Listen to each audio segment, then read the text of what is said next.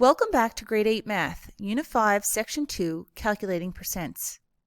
The first video in this lesson demonstrated how we can use number lines to find the percent of a number. This video will demonstrate alternative ways to complete these types of problems. Let's start with the following example. The cost price of a baseball cap is $12. The selling price of the cap is 270% of the cost price. What is the selling price? At this point, I want you to pause this video. Using your knowledge of percents and the skills you gained from previous lessons, I want you to first create a plan and then attempt to solve the problem. Record your answer. Once you're finished, you can press play and continue with the video. Now that you've attempted to solve this problem, let's look at one way that we could have answered the question. The first method that we're going to consider is patterning.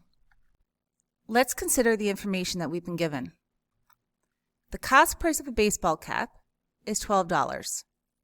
The selling price of the baseball cap is 270% of the cost price.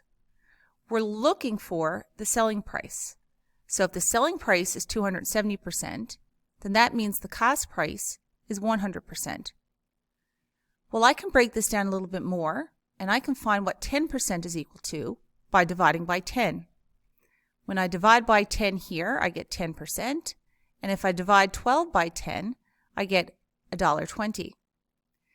Knowing that 10% is equal to $1.20, if I multiply 10% by 27, I get 270%. If I multiply $1.20 by 27, I get $32.40. So the selling price is $32.40. Example number 2. At a local cinema, 130 people attended a movie on Saturday night. The attendance on Sunday night was 80% of the attendance on Saturday night. How many people attended the movie on Sunday night? Well, on Saturday night, we had 130 people. On Sunday night, the attendance was 80% of the attendance on Saturday night. We're looking for how many attended Sunday night.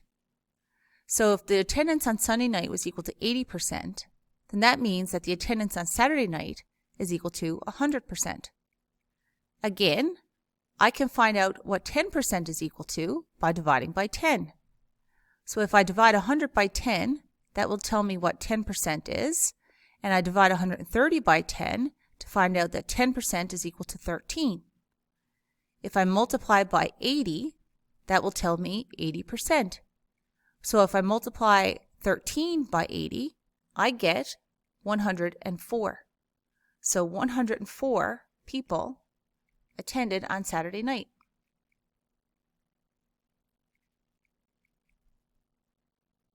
Another method we can use to find the percent of a number, and likely the quickest method, is multiplication. Think of means love. If you sign a birthday card for Nan, you sign it with love, with kisses and hugs. For example, Kara works in a shoe store in the mall.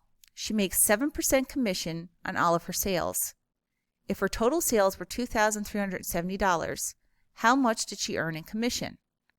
Well, we're looking for 7% of the total. 7% of means love. So 7% of $2,370. We cannot use percents as they stand, however. Percents always have to be changed into decimal form. Remember from the Dr. Pepper method, if I'm moving from a percent to a decimal, I move 2 places to the left. So moving that decimal 2 places to the left, I get 0.07 times 2,370.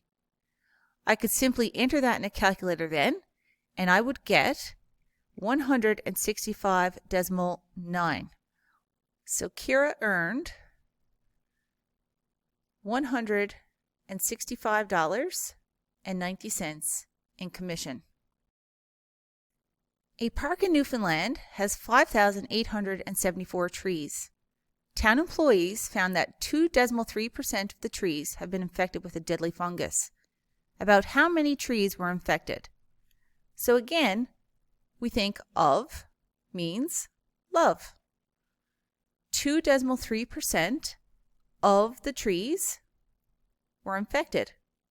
Of means love, so we multiply. Our percent cannot be used as is, it has to be changed to a decimal. So again, if I'm changing from a percent to a decimal, I move 2 places to the left. So put your pencil on your decimal, move that 2 places to the left, and you get decimal 023 times the number of trees, 5,874. We can simply enter that in our calculators, and we would get approximately 135.1. So about 135 trees were infected. This is the end of Section 2, Calculating Percents. Please complete the remaining activities for this section before proceeding to Section 3.